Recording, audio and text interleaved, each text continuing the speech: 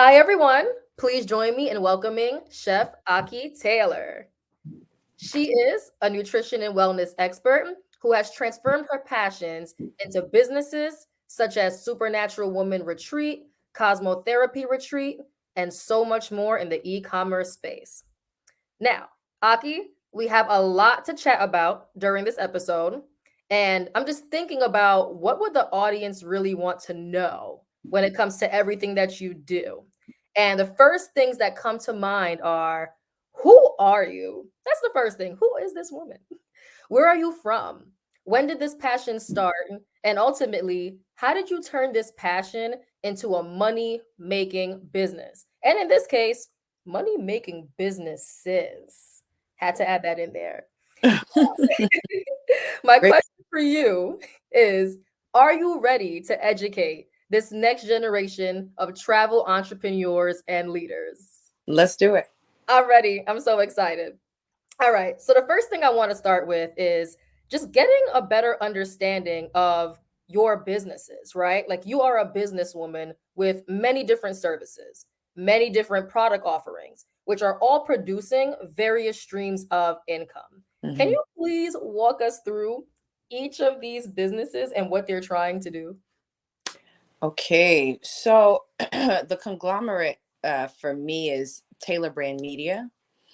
Taylor Brand Media is really an LLC umbrella company for everything else, and that's it's taken me some time to kind of pull it all together because when I first started my businesses, I kind of came in strictly working with food and nutrition, uh, overall just health. My motto was I cook to cure. I came in as a young chef and nutritional counselor, colon therapist, all things wellness. And so my first company, Delicious Indigenous, then turned was mostly catering and private chefing for celebrities, turned into indigenous foods and indigenous herbs, and then just on into selling those products and selling those foods and spices and things that I was using for preparing for clients. So over time, I started to gain a lot of popularity in creating content around the foods I was preparing, the gardens I would go to, building relationships with local farmers, traveling around. I lived in France for many years cooking for one of my clients, Lenny Kravitz. So again, I'm out there, shooting all this content. So people were really interested in seeing how I was um, using all these different local ingredients. And so over time, my business turned into less of a food catering company and more into a content creating company. And so Taylor Brand Media became the umbrella for all of that. um, and of course, naturally, moving into more of a content creating space, less food prep, I began to get more into e-commerce. So herbal teas, spices, sea moss, uh, products, cooking supply, all kinds of things over time.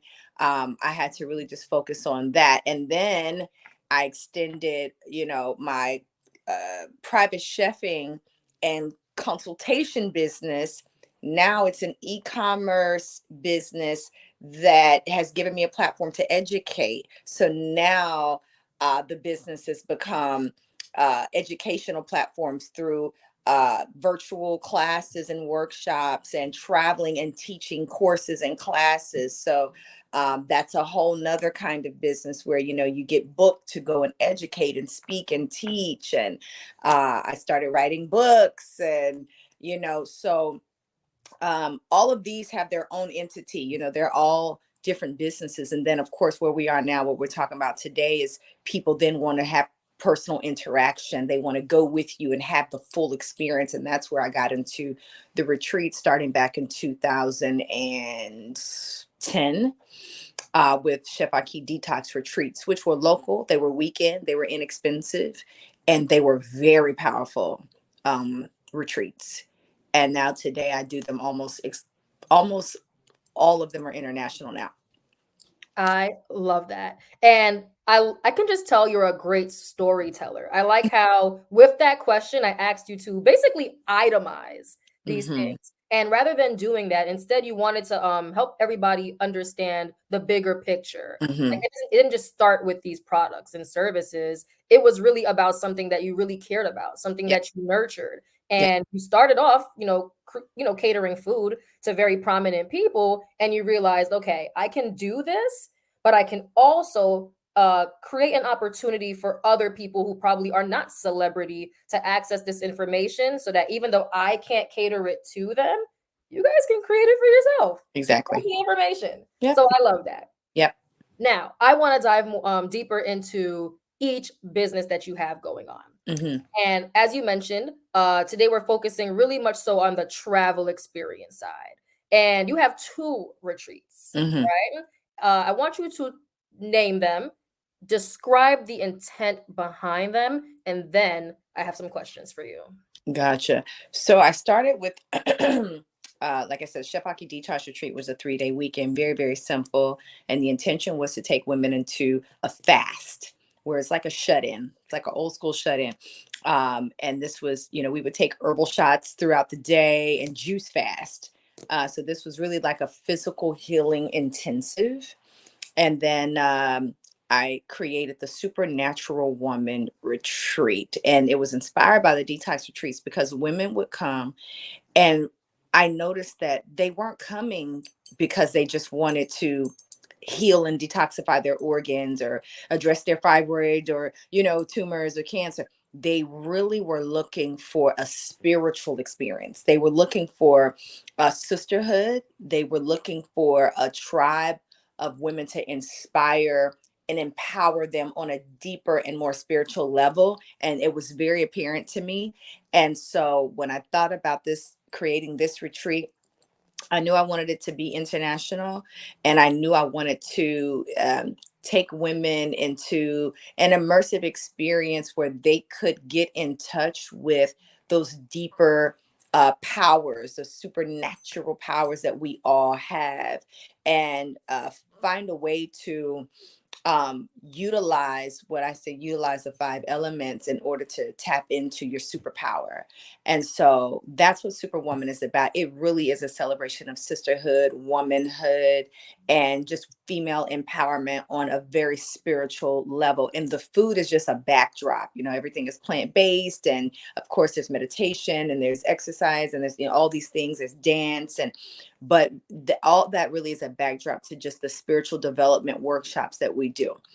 The Cosmo Therapy Retreat is my latest retreat. We're on retreat number, I think this might be 4 or 5 now for Cosmo.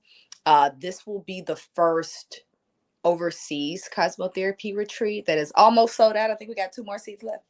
Um, and so I'm really grateful for that. This retreat was inspired by the late Dr. Sebi. I recently dropped a YouTube video about this, the origins of this retreat. When I traveled to Mexico with Dr. Sebi back in 2015, and we just me and him took a road trip from LA to Mexico, and we were going to shop for herbs, and he wanted to show me some really dope locations, and just he was really taken to me as a mentor. And in traveling, we discussed all these plans that we were making. We wanted to have something called a cosmotherapy retreat where he would teach alkaline foods and herbs and lifestyle, and I would come in and prepare the meals. And we would also expand into what is known as psychedelic plant medicines, mostly from places like Brazil, Africa, and Peru. And he talked intensely about people that he worked with to cure diseases, and how many people's diseases were emotional and spiritual. And so he said, we've got to combine all of these elements: the food, the spiritual practices, the mental health practices, and bring in some of these really potent plant medicines to help people to unlock some of their trauma and to release it. And he was very adamant about this, as was I. And I spent about 13 years working with the shaman out of Guyana in order to learn about these plant medicines. So when I met him, it was one of the first things we talked about. And so I created this retreat. It's a 5-day retreat, and it consists of bringing in an actual shaman who is trained in Peru in these plant medicines. And so, yes, there's plant-based meals. Yes, there's dance. And yes, there's a lot of, beauty, but there's some serious spiritual work that's happening. It's really like a spiritual hospital for the wounded soul. That's what I call it. A spiritual hospital for the wounded soul. You're going to sweat, cry, laugh, pray intensely, but you are going to have deep revelations about the purpose of your life. And so it's the upper room is what I Yes, call it. I love that. I It's the love that. next level. So hold on, give me 1 second. A spiritual hospital for the wounded soul. That is powerful. And I actually admire what you're doing with the detox one, especially because I've done like detoxing, juicing, and teas and etc. But it's really hard to do those, one, alone, and then two, like in your typical day-to-day environment where you have the same distractions and you're walking outside, seeing all these, Popeyes and pizza shops, and to do that with another community of people who really care to this overall reset, not only in their physical, but mental, emotional, etc. That is powerful. And I admire you for that. Indeed. Of course. And what I also want to investigate are two particular areas of business. Mm-hmm. I want to talk about the fact that you have this population of people who need flights. They got to pay you for your services, which is the retreat. They have to pay for their stay, etc. I want to talk about how do consumers pay for this? And Mm-hmm. then the next thing I want to talk about, which I'll chime back in to remind us, is the people side. What kind of team are you managing to bring this to life? Mm-hmm. So we will start with the payment part. How are people buying into your retreat? Great question. So everything is very much automated for the most part. There is a little back end work, but not much. I would say it's pretty soft on the front end, and then it can get a little murky on the back end, and then everything is pretty much solidified by the time it's go time. Okay. So the way that my system is set up is I use a really incredible app called Squad Trip. Mm. Squad Trip caught my attention. I've used other apps, caught my attention. My retreat manager, Amber, the expat, who is an expat expert, Black American female with, I think her parents might be from, I don't know, I forgot, somewhere in the Caribbean, but she sent me a link and said, hey, there's some guys, Black Americans who started their own trip app. We should cross over. Look at these interest rates. Let's cross over. And so I did a little research, and honestly, they were a new company, so there were certain things that I wanted from them that they had not quite completed yet. But that's just the kind of woman that I am. Is if I see a young Black man trying to create something amazing, I'm going to invest in him, because that's like investing in my nephew, my sons, my. And so I that's something that we have to be mindful of, is that as we're building and growing to pour into each other is really where it's at. And so all the things that I wanted from them, they've upgraded everything since then. They started to, continue to expand. And what I love most about the situation was it was very easy for me to sign up and get started. It was a very simple flow, but also they were always on deck when I needed advice. I could text them, call them, anything that would, you know what I'm saying? Yes. And that for me was worth everything, I love that. because when I need to talk to somebody and get, some information, I need to do it. And so they would go in the back end and handle things for me. So it almost felt like a very personal experience with Squad Trip, and they've been great. So that really helps me to streamline the process of purchase, payment plans, as well as now the outlay of the itinerary. I can add in travel. I can add in extra services, which is great because everything is right then and there. I can export all of their information. I can even, I can text and email them. Everything is really very much automated. So that alone is like having a retreat management company in and of itself. And then I do have a personal retreat manager that kind of handles more of the budgeting process in the back end. And I do think that that is important for anybody who's looking to get into the business, to really have somebody, you know, you should have someone managing on site so that you can focus on what you need to do to be personal with your client.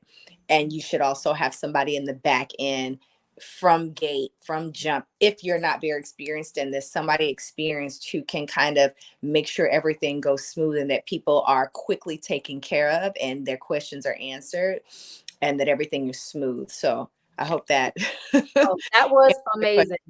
And I love how you broke that down because once again, like I'm on the consumer side. I don't operate a travel business, which is why I'm in admiration or in awe of what you Mhm, do. And for mhm. me, I just think of it as, flights, the stay, food, the detox drinks and teas. But to your point, you're charging for so much more than that, which is all necessary to create this ideal experience. And, it's very important to have like a proper payment structure in place and a person who's responsible for the budget, which everybody, if you stay tuned for the second episode, we're going to get more in depth about budgeting. So don't miss that. But I think that's all very important. And I love how you address that. And I'm also glad that Squad Trip was able to assist you with that.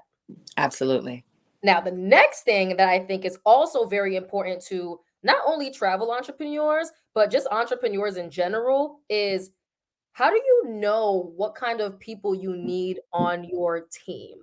Ooh, So, how I want you to answer this, and please freestyle. You're not married to this a structure. good one. But if you can think of the different types of things or areas of your business that need to get done, and just walk us through how you identified who needed to be responsible for that, because you can't do it all. Mhm, mhm. Freestyle, freestyle. Yeah, that's really important. So, there's been many changes. I've been learning as I grow. Right, you don't come into it knowing how to do this, right? So I've just really had to kind of trial and error it. And what I've learned over, I guess it's been about 9, 10 years now that I've been doing retreats. Um, I started off with just really great volunteers and one retreat manager that would be on site. The one thing that I think I did right with that was that I would make sure that the retreat manager was someone who knew me very well and Mhm. understood my personal code of ethic and conduct when it came to dealing with people in general. That they could really be a great front face for me and speak on my behalf if I wasn't able to speak for myself. Someone who, in their tone and verbiage and expression, kept what I felt was company culture. That they understood that we're talking to young to middle-aged Black women who really look up to me for wisdom, for wellness, and that they needed to have a spirit of just a comforting energy. And I made sure that that person made personal phone calls to every single person before they even got to the retreat, so that whatever, and that's something that it's I think it's undervalued or overlooked often, is when people are spending their money, they want to be able to call somebody and ask a personal question, even if it's, for me, it's women that I cater to. So even if it's, oh my God, I know I signed up for the sweat lodge, but I got my period. What do I do? Oh my God. You need somebody to hold space for that little miniature tantrum, and all the things that could come up. And in my case, it's extremely important because it's health and wellness. Now, if you're doing a party business and it's whatever, I mean, you definitely want to have your waivers and your legal things in place and in order. Um, that's a whole nother story. Very important. We'll maybe talk about that later, but having somebody, choosing somebody that really speaks and reflects your company culture is of the utmost importance, and having that one-on-one and that personal touch, I think, is extremely important. In the back end, excuse me, where I am now, I think what I've evolved to is very important to say. I have had employees who were amazing at having that personal touch and making everybody feel really welcome and comfortable.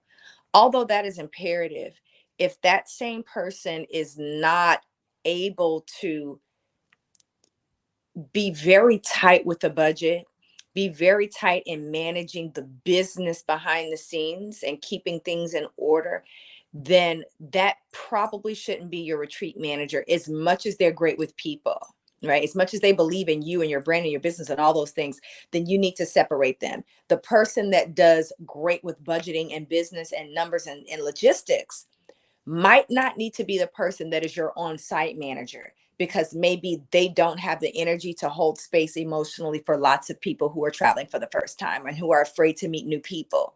you know a lot of people who are traveling, they're traveling solo and they're afraid. They have a lot of blockages. They almost canceled the day that they left. Literally, it happens, right? So I have had to learn that, sometimes the hard way, that, my amazing logistics girl cannot come to the party. She can't come to the retreat because she just doesn't know how to have that hospitality touch. So separating business employees from hospitality, I would say, is imperative. I love that differentiation. And I think it's so important that you highlighted that, because I think that sometimes when people are hiring, they think that someone is supposed to have a certain type of personality with the skills and it always meshes. And it doesn't necessarily need to, right? You are going to have some people who, to your point, are focused on things on the back end and don't have as much customer engagement. Like it's not a part of their role. So Yeah. as long as they're able to be respectful and you can work well with them and they're great at what they do, then they probably are ideal for that role, even if they are not the most personable, exciting, preppy person. But for the one, to your point, who is like the on-site manager, the one who is engaging with the people who are attending your retreats, you may need someone who's very personable, somewhat enthusiastic, and someone who can ultimately make everybody feel comfortable. So I love how you highlighted that. I love how you made that differentiation. Hmm. That was good. Very important. So I really wanted to highlight those two areas in regards to the event business, the retreat type of business, because I just think that there are so many different things that we can talk about. But when I think about like what you're doing and the extremity of it, I think that it's very important for someone who has a similar business to pay attention to those two main things. And Absolutely. now, the next business I want to talk about and really lock in on is the e-commerce part of it. There Hmm. are a couple of things that you have sold or you are preparing to sell. And I just want to get like a general understanding of, what do you think a person who has gone from content creation to now creating products to sell, what should like they really be focusing on when they're building their e-commerce site and selling to people? Mm, great question. Um, so honestly, right now, everything is more wide open than ever. Even if you are an unknown person, I mean, you could make millions of dollars, with drop shipping. I mean, it's true. It's wide open right now. Now, what's going to happen in the next year or two? I don't know, because we're definitely headed for a very, very nasty recession. That's a fact. But right now, as it stands, in the last year or two, if you have a social media following and presence and you are ready to expand into products, sales, distribution, I think that transition, um, it requires for you to have a really good grip on your your end goal. I think it can't be just to make money. I mean, that's, everyone wants to do that. But I think that you need to first kind of build that around how you want to present yourself publicly, and how what those services do for people, or those products do for people, and then how that would affect your lifestyle ultimately, right? Because when I first got started, I was doing a lot of things by hand. I just didn't know what I was doing. And that's the thing I always tell people too. Don't wait for everything to seem perfect and for you to have all the knowledge to jump into something. You really need to just get your ass in the game, and you're going to fail. You're going to fail a lot, and that's good. It's a good thing. That's how we learn, by falling. And so I would say the faster you get in, the faster you can fail. You can fail your way to the top. I was messing up left and right, but getting in the game and finding a strong system for distribution, whether that means, it depends on, honestly, if you want to go the investment route. You've got, so I didn't have any of that. Everything was out of pocket for me. Everything was purely based on my audience that I built organically. Mm. All right, so I built a organic audience in maybe 4 or 5 years, and then through that audience I was able to start promoting products and found a local distributor, um, for print books, who eventually was okay with me bringing in boxed items and adding that along with books. Even though this is not what they do, I wasn't afraid to ask, like, yo, I'm expanding. Can you also throw in some sea moss gummy bears and, throw that in the pack with the books too? Because people want all these items and it would just be less of a headache. And mind you, I live overseas. Okay. I live in Belize, and I'm running an e-commerce business from the States. I don't ship anything physically myself, and I don't ship anything from my home in Belize. So I had to set up systems here with local distribution. I've literally used my nephew for like 2 years to like bag and label items. You know what I mean? You do what you have to do. You just can't be intimidated by the process, and you will mess up. Yes, you may lose a customer or two. You might have to do a couple refunds. That's life. But you just charge that to the game and get in there and make it happen. So making sure that you have a really solid idea of, first, how these products affect your lifestyle. If you want to be behind the computer all day doing Shopify, stamping and printing and bagging up and labeling things, I did that for a year. I said, hell no, I got to find another way to do this. And once you identify your audience base, your products, making sure that you have a system in place where you have a percentage of that coin going back towards marketing and advertising that product, and whatever employees that you need to have to send out those email blasts, or to send whatever you need to do to keep it going, to pour back into the business, is you got to have a system for that. And if you don't know how to do that, hire people who can. I can't tell you how many times I've hired people from Fiverr. I I can't tell you how many times, you know what I mean? You just you make it happen, and you learn as you go. And this is my life, so naturally I have a million things to say about this. But yeah, that transition is it's life changing.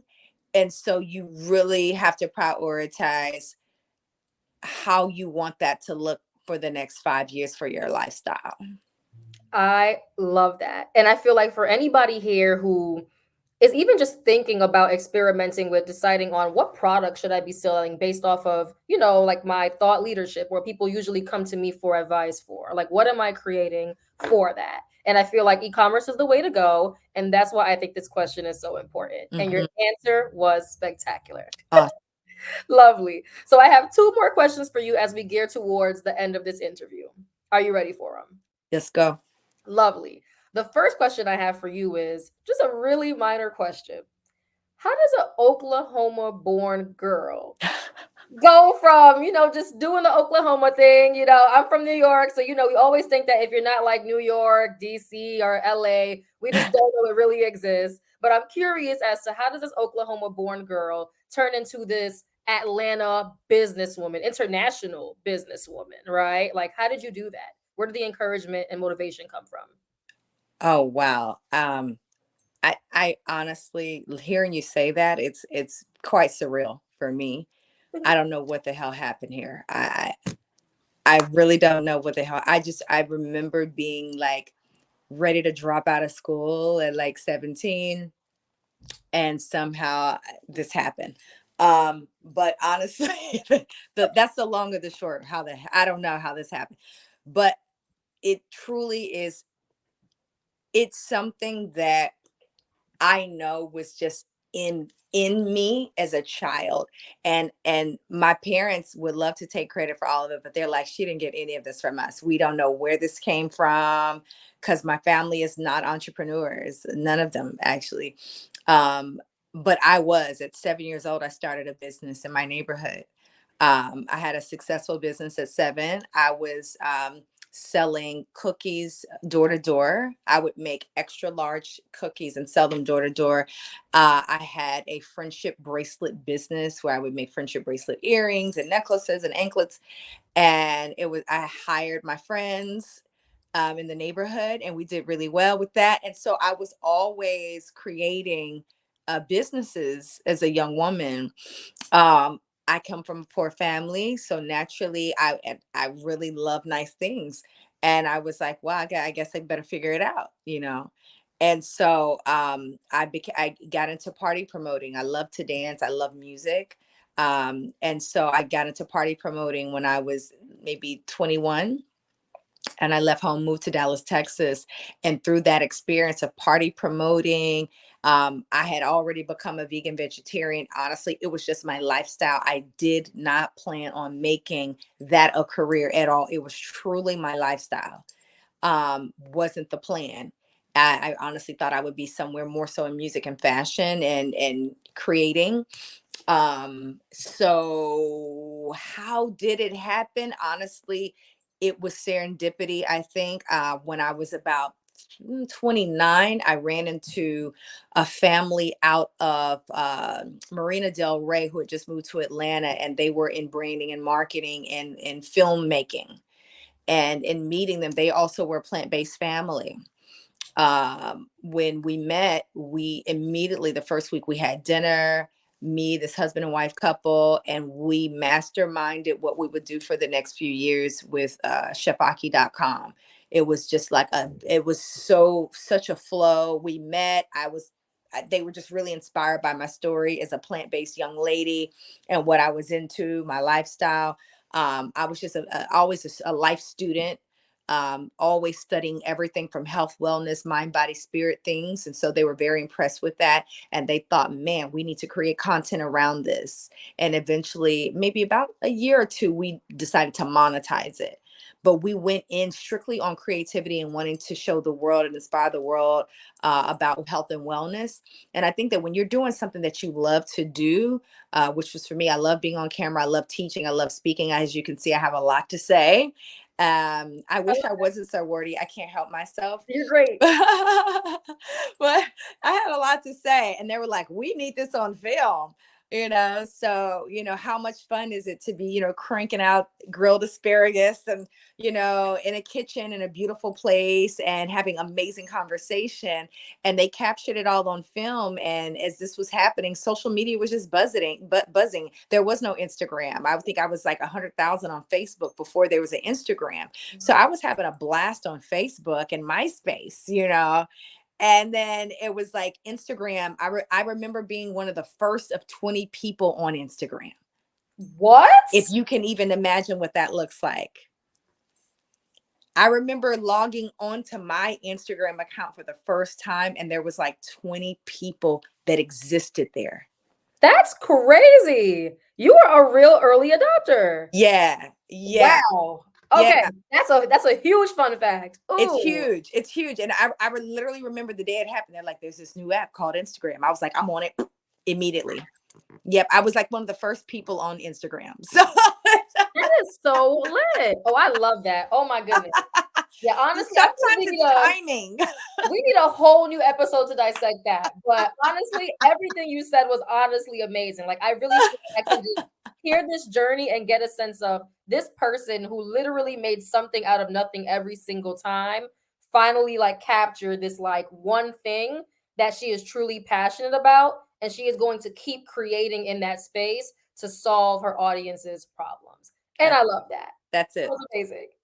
And I love that you were one of the first people on Instagram. That's so awesome.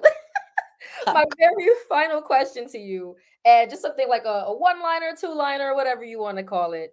Um, there is this concept of, becoming a global citizen, someone who is interested in seeing the greater world and what it has to offer and all those great things. And, you are creating or have created, excuse me, a retreat that helps people mentally, physically, spiritually, even overseas outside of the US. So Hmm. my question to you is, how can we continue to empower this next generation of global citizens, people who are traveling around the world to fulfill something, whatever that thing is? Mm.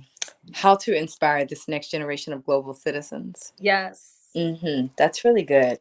Um, currently what I've been doing is I felt a call to move to Belize because, first of all, it's English speaking, and it is a 2.5 hour flight from Atlanta. But mostly, from it's very inexpensive in comparison, and it's black, and I'm raising a little brown boy. And as we've seen over the last few years, it's become more and more dangerous to be a little brown boy. And so that's a deep concern for me. And I'm noticing hundreds I'm meeting hundreds of expats all the time. Um, um, and so the inspiration for me was that I really wanted to try to create my own paradigm, to not have to be subject to where I was raised and the paradigm and the consciousness around where I was raised. And I think that that's something that it feels far-fetched for a lot of people, but the moment we step out of it, we realize people are people, and it's not that difficult, and it's not that complicated, and it's not that scary. um and that it helps us to have a greater understanding of real life realities, honestly, because I think that we're a little domesticated here. We're a little under this illusion or this bubble of protection here in the States. And connecting deeper with our global family, I believe it's really what's going to help to take us to the next level, whether that's in business. For me, I am selling land currently. I'm brokering a beautiful plot of land at 70 acres for people who are looking to expatriate. My vision is to create an estate community where Black expats can have a home away from home, whether that's just their vacation home, they use it as a rental, for profit property, or it's their actual home where they live and raise their children. I want us to have those options. Um, and again, we know that rent is increasing 30% now for a lot of for Americans in general.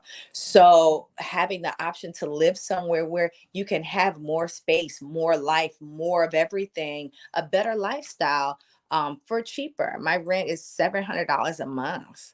You Wow. know, yeah, and I have a 4 bed, 3 bath, fully furnished, flat screen TVs in every room. I mean, an incredible home. I didn't have to bring anything but my suitcases. So this is a kind of reality where, um, we get to choose to create the kind of world that we want to see. And I really think that passing that down to our children so that they can have more of that global consciousness will help them also in building their global network, also in business, and just a greater, human consciousness that's more elevated towards compassion and empathy for other people outside of just our little American box is imperative. I love that answer. That was great. That was great. That was great. I'm so extra, y'all. I'm sorry, I can't help it. That was empowering. I would like to believe that I am becoming a global citizen. I've been traveling a Hey. lot and just trying to get a better sense of, like, what's happening in other cultures, in other Hmm. places, and getting a better sense of, do I really need to be in America for the rest of my life? I don't know if I do. I may not Yeah. need to. So Yeah. And everything doesn't have to be forever. And that's what I tell a exactly. lot of the retreat people, the travel businesses really cater to this because women will travel and say, you know what? Maybe I can do this. Yes. And that's what it's all about also is you're really expanding that community through these retreats and travel so people could see that, you know what, I might could get comfortable with this. Exactly. I love that. Well, Chef Ahki Taylor, I love this interview. It was amazing having you. I know that everybody listening right now feels the same way. To everybody who has listened to this episode, I want to remind you all we're not done. So please transition over to the next part of this. And we're going to talk very strictly about budgeting. And then if we have more time, a little bit other things too. All right, everybody. Well, thank you so much. And thank you once again, Chef Ahki Taylor. Indeed. Bye, everybody.